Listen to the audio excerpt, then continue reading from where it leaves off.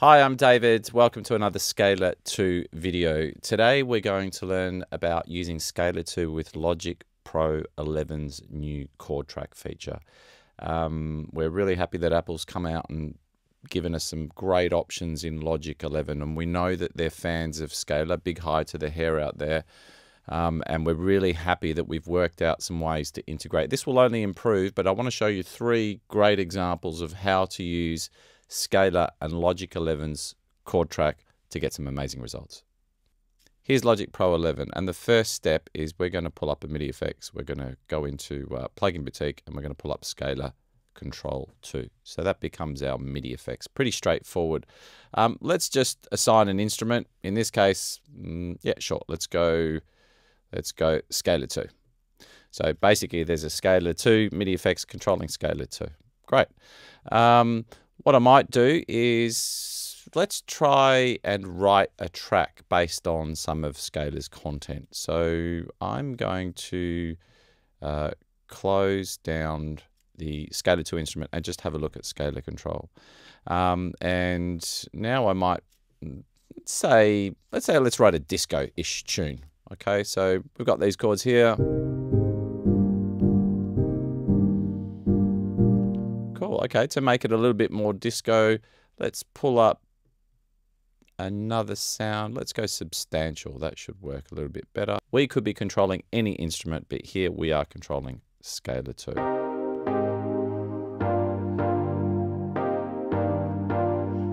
Okay, now the key is I want to get these chords into Logic Pro's chord track. So to show you how that's done, and this will form the basis of a few of the examples I give you today, is we can open up global tracks and we can see the chord track there. Now it's actually quite easy if you know how. First thing is to create a chord, and the second thing to do is to click on the MIDI input. Now for this to work, I'm just going to point something very important here. On the MIDI effects, if we click in the MIDI effects track, there is a record MIDI to track here. And what that does is that sends the chords into Logic. You can see that if I trigger a chord here, Logic up here is actually receiving that chord. And that's what we want the chord track to do. So here we go. Let's create a chord and turn on MIDI input. And now it's listening. So if I click the C minor 7th here, you can see correctly it's shown up as a C minor 7th. Now you don't have to keep going back and clicking. Just hit the tab key on your keyboard and it automatically creates a new chord. Great. Hit that A flat major 7th, there it is. And just repeat, tab, choose the chord you want, tab, choose the chord you want, tab, keep going. Great, so now I've got the chords that I wanted. Okay, first thing to do is get rid of this chord here at the start, which I accidentally created. Great, so there are my chords exactly as I put them in. So here we go, at 120 beats per minute. I think that's cool. There was a little extra chord here, so I'll just bring that down. And what I can do is to actually play these chords, there's a couple of things I could do. Obviously, I can write the trigger notes in. I can move these chords down to the bottom here and hit DAW sync. And now what'll happen is it'll play, obviously. If I didn't want to worry about Scalar's internal timing, I could just drag these chords I've created straight down and now it'll play those chords. Now, another thing to note is that you want to just turn off record MIDI to track here because that might give you additional trigger notes and we don't want that. So here we go. Now we're hearing exactly those chords. Exactly the same thing as playing them from here, obviously. They're the chords that we fed into Logic. Great, this is where it gets interesting. So we said we wanted to make a disco type track. Let's hit the plus sign. Bass player, sounds good. Disco slap, sounds good. Let's create bass player, one of the new features in Logic Pro 11. And suddenly,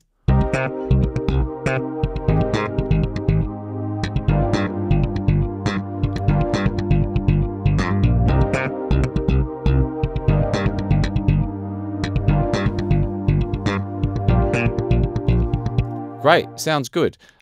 Not too sure about that G minor with the flattened 13th. But before we go and start editing chords, let's just add a couple of other bits to make it a little bit more interesting, shall we? Let's grab a drummer. Modern 80s, yep, sounds good. Let's create that drum track. And let's have a look at the options that it's given us here. Neon Nostalgia. Let me try and go for, yeah, let's go for something a bit more straight. Let's go dot matrix. And obviously you can, change anything you want. I'm not going to go into the details of how to change the session players. That's a Logic thing. It's fantastic. There's many things you can do, but there's plenty of content online and, of course, the great manual. But here we've got a disco track.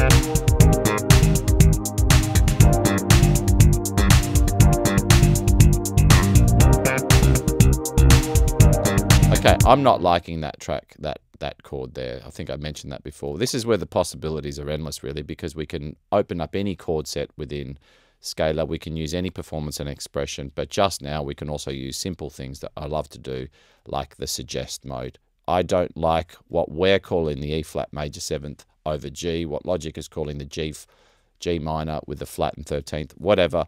I'm going to come to this chord, C minor. Where can I go from there? I'm going to minimize movement, and yep, good, that's fine. I like that chord. Great, turn off suggest mode. So now we're having this chord. How do I replace this here? Well, it's fairly easy. Remember, come back to the MIDI effects, turn on record MIDI track to here. That means Logic gets that input. Great, so we come to that chord there, we double click it, we can edit the chord, and now if I come to Scalar, I just need to click that chord, and sure enough, everything has now changed. Everything except for the region chord, so I should really delete them and bring them down. But bass player and the drummer has followed. Cool, so let's have a listen to this new chord here.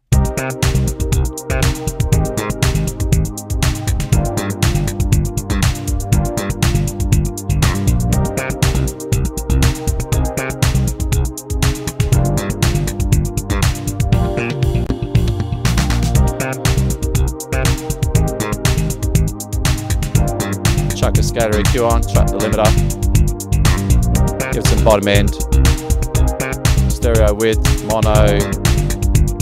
Big shout out to Computer Music for giving Scalar EQ the Innovation Award. That's really fantastic news. Okay, so that's an idea. Just to remind you, what I did is Scalar is custom made to feed information into Logic's chord track. Logic's chord track is a much better implementation than Apple had done a few years back. These session players are fantastic, but you really need to be able to contour them so everything starts sounding a little bit different. And that's where Scalar is king. It can feed any chord contents. We've got thousands of chords, suggested chord progressions, suggest mode, melody mode, the modulation mode, many different ways to contour the chords. And this is a real good example. To finish off, I've got just a spoken word from sample from Robert Owens' excellent sample pack from Loopmasters, and I might just copy these sections across. It's at 120 beats per minute. Let's get a Nectar 3 on it, and let's just chuck a quick vocal effect. Let's go, sure enough, let's get presets. I could have set this up myself, but just to be quick, music. Yeah, let's chuck, let's go a bit of everything. Here we go. It's still going to be a little bit loud. I just turned down. I should use compression, but just to get to the point, there we go.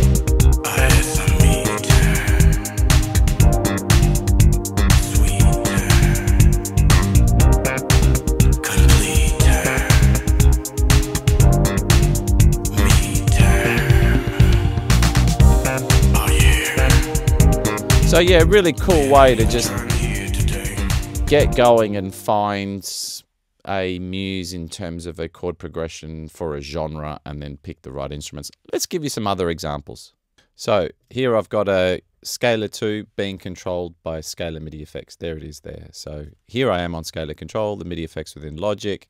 Let's try and write a, I don't know, let's go a bossa tune, shall we? Great, so I've got these great chords here from Scalar. So the first thing I want to do is I want to get them into the chord track. Again, just a reminder of how we do that. So I'm going to shrink this Scalar down so you can see it. It's really easy. You just have to come into the MIDI effects, click in it, and record MIDI to track to here. And that means, again, just to remind you that up here, Logic is receiving these chords live, which is exactly what we want to do. We could do this on a session player instrument or region, but I'm just doing it in the chord track to be obvious. Turn it on. Turn on the MIDI. Now, don't bind them and play them on your keyboard, because otherwise you'll get your keyboard note as well.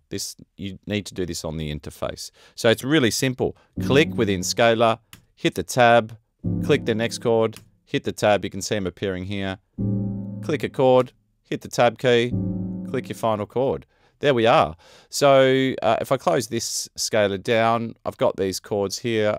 What I can do is let's say I want them going, half the speed. So I can right click and halve the chord rhythm. So there's the chords there. Now within Scalar, I can actually just DAW sync. So I can open up that MIDI control and I can say, well, here's the chords, bring them down and DAW sync. So right now, all we're really hearing are Scalar's chords. Nice. So there's my bossa chords.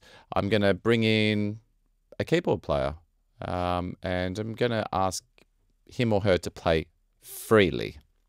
Okay. Sweet Memories. Cool. I'm just going to turn down the intensity a little bit. Now the really cool thing is, without going into too much detail, I can just keep randomizing here until I find a pattern I like.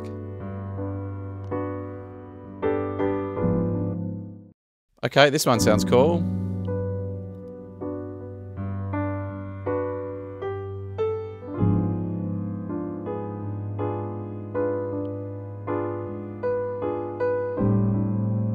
Great. Sounds very jazzy or bossa-y. So bass player, well, this should be fairly straightforward. I'm going to go for, let's go for pop songwriter, shall we? Here we go.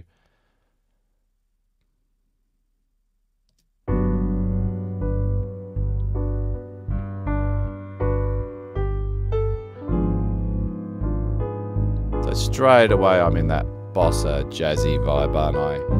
Thanks to Scalar's great chords and Logic's fantastic session musicians, if you like. Okay, cool. I want more. So no problem. I can open up my Scalar control here, which really is where the chords have come from. And I can now go into suggest mode. I'm going to go into suggest mode. I'm going to click on my chords. I'm going to go live suggest mode. So when I click, it updates according to which chord I'm at. I'm going to go minimize movement, shall I? So this is my chord progression. Where can I go? Sure, let's try this G major 7th. Let's go E minor over G. Yeah, that sounds good. Like that. Oh, I like that. I like both those chords. I'm going to pull this one back, but I'm going to come back to the E minor to recommend to get that one that I also like, D major 7th. Okay, so let's get those chords into Logic, and obviously just make sure you see these little orange triangles there, which is indicating the record to MIDI track is here, i.e. Logic is receiving that MIDI.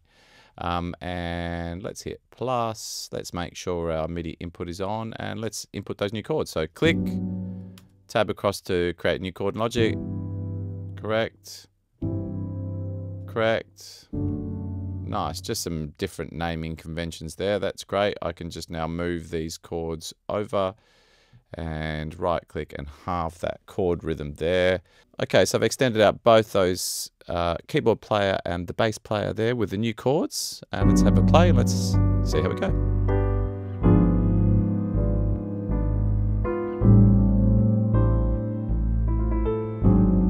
Into our new chords that we created. It's the E minor over G, C major over G.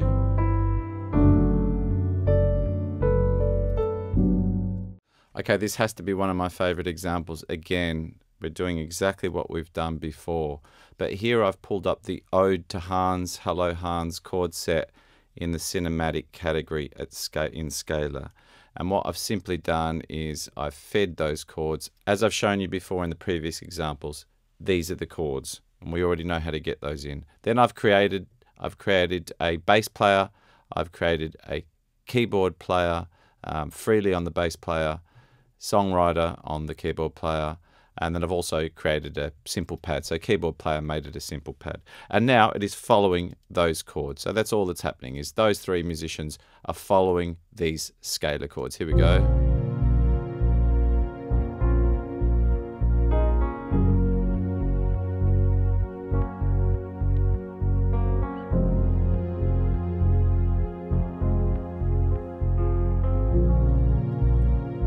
Really lovely. It's just such a nice way to interpret the chords in a different mode. And don't forget, we could have done anything. We could have turned voice grouping on, humanize on, but right now Scalar is just endorsing following those chords. Great, I want to use some of Scalar's melodies, so I'm just going to turn on melody mode. I've just made it half the time. The first one that pops up, color A all, so it cycles through those 4 colors. Absolutely lovely. And I'm actually playing the chords and the melody. So now we're going to have Scalar's melody playing with that simple keyboard play. Here we go.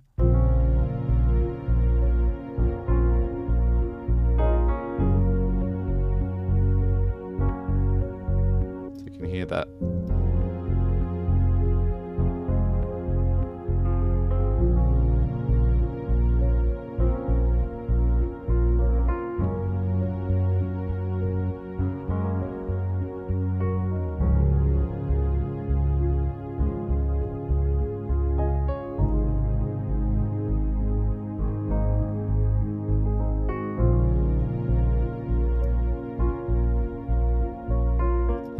Now, this is where things can get really interesting, because what I've done is I've duplicated, literally copied that scalar control from the first one to the second one. Here it is, doing exactly the same thing. And now I'm controlling a contact instrument.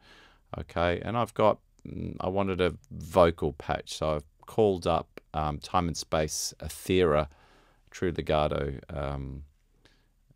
EVI, I think it's called, the pack. It's quite an old one, but I wanted something that just plays vocal, just notes, okay? And what I've done, interestingly here, is it's the same scalar, playing the same chords, endorsing. You can see it playing along. There it is. And I've turned on keys lock chord extensions. So what it's doing is it's recognizing those chords, and it's going to lock any melodies I play with these fingers here.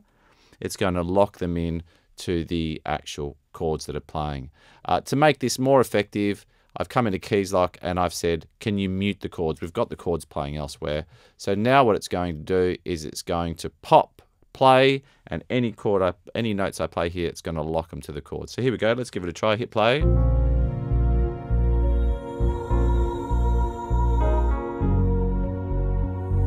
Same note, but it's obviously adjusting to that chord. Now it's going to play the F minor.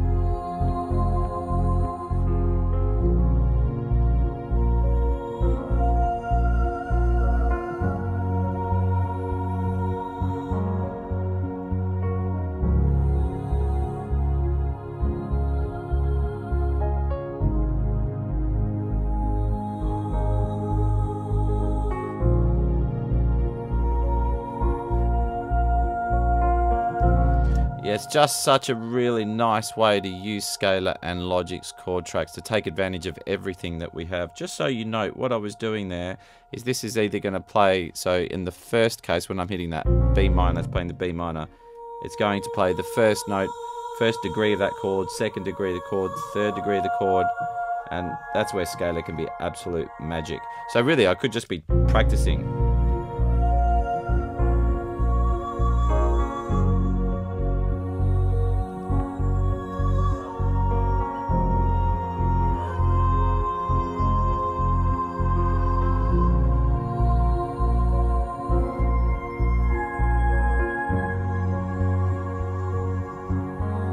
Yeah, but I like to keep things nice and simple. The instrument's kind of got this round robin, so it triggers a different vocal depending on how hard I hit it or where I hit it, which makes it really nice. But yeah, I just like the fact that I've got Scalar basically I've come up with something that I like, which is the cinematic Ode to Hans chord set. I've always loved that chord set. I fed it into Logic, showing you the methods before. I've then got the first Scalar playing it's just triggering its own scalar, so again just triggering Scalar, but it could be any instrument, and I've got it kind of playing those chords, following those chords in door sync mode, playing melody A, which is lovely, and then I've got this scalar down here with, so this is just Scalar really now, and I've got this keys lock triggering that contact instrument. So here we go. If I'm on, make sure I'm on the right track, which I think I am. Yeah, so this is just Scalar. Just playing the first degree of each chord. Now I'm going to go to the first and third.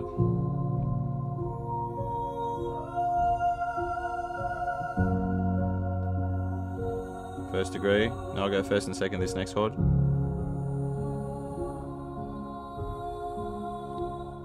First degree of the A flat major. And now for the B flat minor, let's go first. Yeah, great. And that was just scalar you're hearing. Now if we unsolo that and we bring in the session musicians, here we go, and I'll trigger those the vocals again.